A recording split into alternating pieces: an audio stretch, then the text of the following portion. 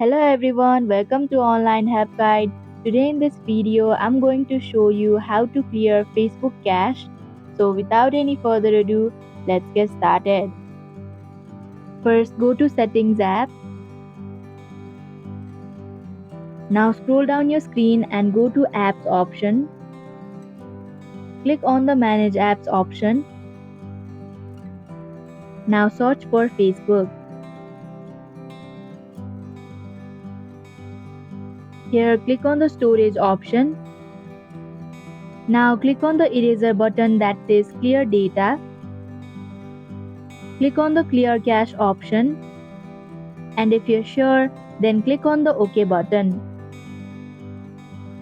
And that is how you can clear Facebook cache. Thank you for watching Online Help Guide. Hope this video was helpful. If it was, then hit the like button and comment down if you have any questions or feedback. Also, if you are new to our channel, subscribe and hit the bell icon so that you don't miss our upcoming videos.